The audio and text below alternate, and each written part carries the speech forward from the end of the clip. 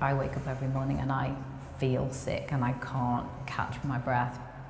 You're working with lots of different emotions, but sometimes I guess they're a little bit too close to the surface. You just don't know what's going to come through the door.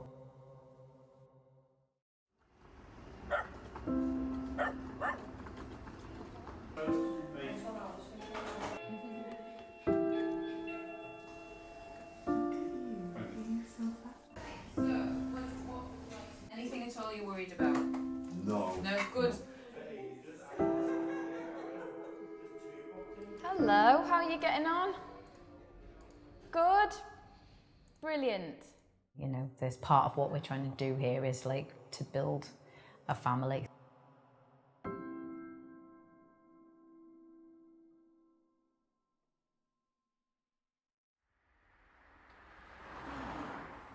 My name is Danielle Greenberg. I am 51 years old and I am a veterinary surgeon and the owner of the Liverpool Vets.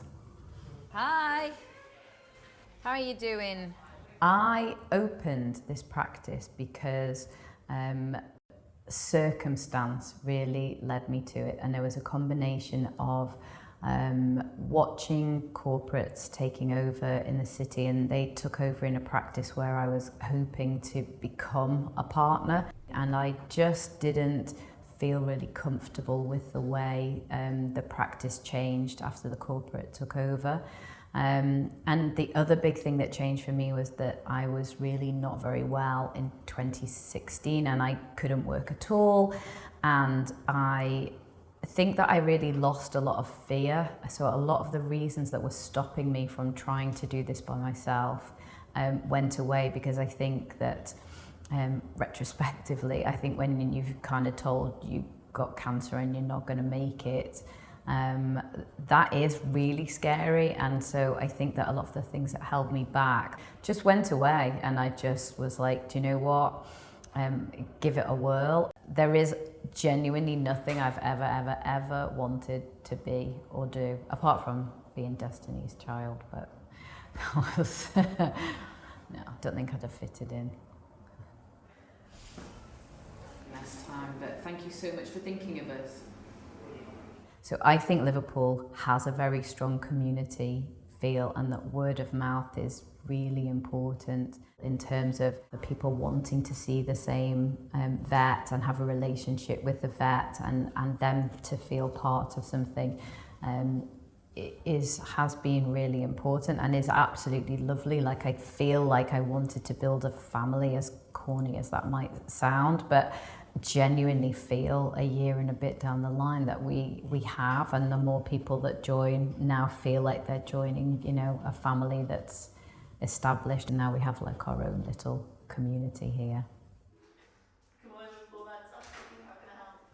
My emotional attachment to the patients is because everyone who comes here, I'm just so determined to do the best for them in terms of making them healthy again, if I can. If I can't, that they have the most peaceful end that they can have. So just always trying to do my best. But you know, sometimes you try so hard to fix something with medicine or surgery, and it doesn't always fit.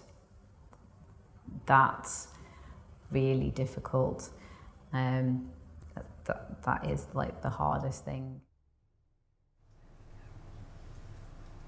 Can't go in.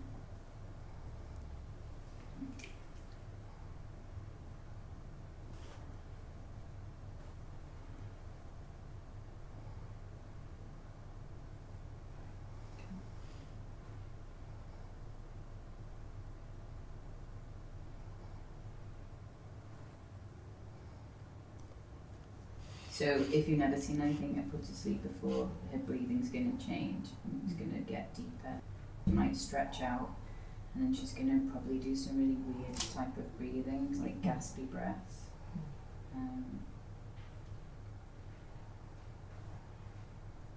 But she won't know anything about it.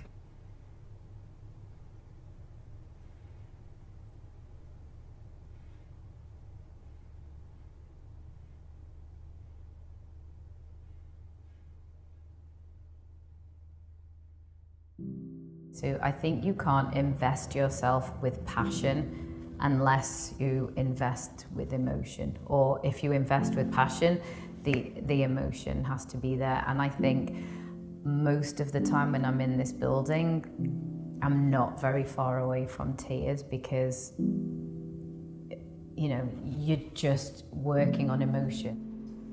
And I genuinely every day feel fortunate to have robust mental health. So I think I wake up every morning and I feel sick and I can't catch my breath because I'm anxious about work. But I think, having spoken to a lot of people, it's actually quite healthy. You know, I think if you spoke to somebody before they had a Olympic race, they probably feel exactly the same. It's performance anxiety, I think, and that's what I've told myself. But I can see very clearly how you can become suicidal in this job.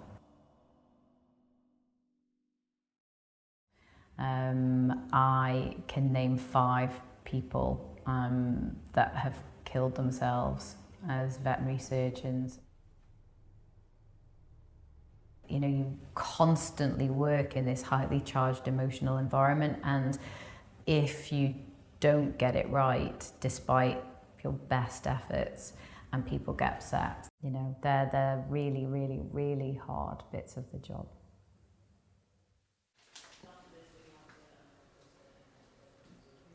I feel really, really strongly that you need to tell vet that it's okay to not be right all the time. This week, a dog came in to have a lump removed from her tummy, and it was a really big lump. And so when I did the surgery and opened her up, I realised I couldn't get this lump out at all. It was attached to everything and it was as big as her tummy.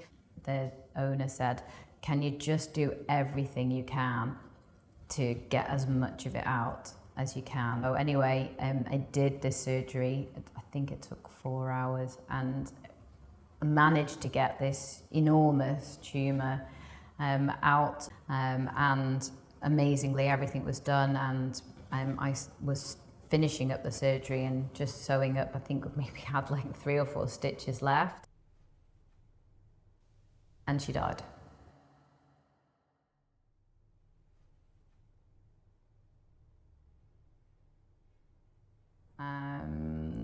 And so, well, she had a cardiac arrest, and we managed to resuscitate her, and we got her back breathing and everything, and we just couldn't wake her up. And about an hour after that, she had another cardiac arrest, but we managed to get the owners to come in, you know, and anyway, she died, or she passed away, and we let her go.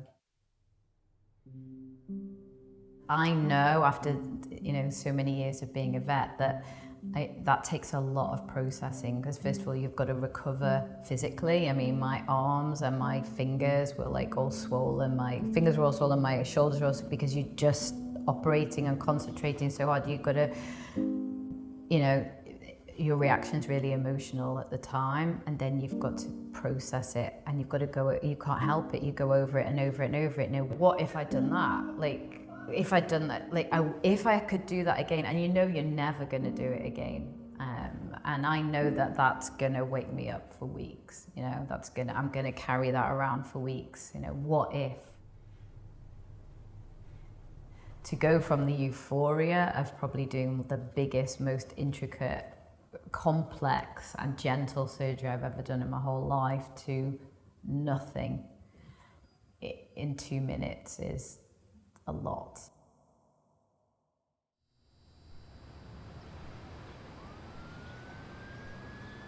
Hiya, I'm Danielle. We're with Care for the Poor. We're with Care for the Poor. We're a charity that look after dogs that belong to people who are struggling to find somewhere to live. Yeah, I've got a whole bag of goodies for you. We haven't seen you before. Have you not seen us? I started helping dogs that belong to homeless people when I was ill and I couldn't walk. And so I believed at that time that I was never going to be a vet again. So I wanted to see if there was any way that I could, in a limited way, help. Hi, do you need something for your dog? So I reached out to a few people, and one of the people who came back to me was Jan, who runs Care for the Poor. And she just simply said, you know, can you put microchips in? And I said yes. And that relationship has grown, and the veterinary input that that charity has evolved. And alongside it, I think, you know, I got better, and I think that now a very big part of who I am, what this business stands for, is about giving back to people and how powerful that is. I mean, how good it is to not just give somebody a fiver, not that that's a bad thing. And I don't mean like a homeless person, any charity, but to actually go out and physically be a presence and make things better, be they big or small. And I just feel absolutely passionate. I mean, Liverpool is like an amazing community, and you can't help but be inspired to do more, you know, to do what you can. And actually what you can do is immense. But I think there is, you know, we're a city with a genuine need, but I think one of the most genuine needs is just for, you know, human touch, human contact. Do you want a Bonio? Pretty hardcore, probably not with those teeth, I'm guessing. Might be a bit of an ass. What I do, I Crush it. all up. It's a good idea. It's turned into very much more of an emotional investment in the city, in the people in the city, and seeing like the amazing things that go on here and being inspired by them, and just knowing that just sometimes having a conversation with somebody can make, you know, a massive difference. So it's not only is it something that I'm really proud to do, you know, I absolutely love doing it. I could maybe be one of those people that inspires other people to then say, do you know what, I'll go out, I'll give my time. Or I'm the biggest advocate of like, just go, you know, just go, see what you can do to help, because that's what I did, and it's led to many amazing adventures and opportunities.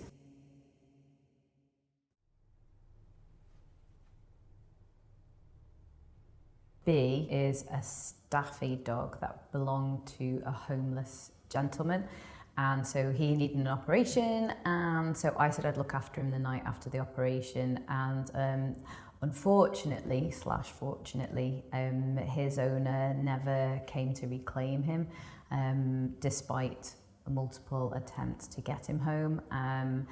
The gentleman ended up going into hospital, and now feels, we've been in touch, and now feels like he's not in a good place to have the dog. Meanwhile, that dog has become, you know, very much a loved focus in our family. And so, I don't know what happened to him before we got him, because like all of his teeth are flat, and they're all misshapen. So I think he must have been chewing maybe stones, or he just had some stinky breath and he needed some teeth taking out. And in my mind, I just had to pull out 2 little incisors, and that was all fine up until the point that there was one tooth I couldn't really decide whether it should come out or not. And I thought, do you know what, just take it out, then you don't have to come back and do it another day. And that's the one that snapped in his mouth. And then a kind of 20-minute window turned into, I don't know, 45 minutes of sweating and swearing and digging. And anyway, you'll be glad to know it's out. And B is absolutely fine. His mouth smells beautiful. Is owning a veterinary practice my dream career? The answer to that question, I mean, being a vet is my dream career, 100%, and I feel very privileged, fortunate to be doing the job. Is owning my own vet? So for a really long time, I was really terrified of owning my own vet. Is it now a dream? Yeah, yeah, it is. I mean, it's still quite new and quite terrifying, but I don't regret it at all. But I don't know what else I would have done. So I'm not sure I would say I've achieved my dream. I've achieved my dream in terms of my good fortune to be sitting where I am now. So that is better than a dream.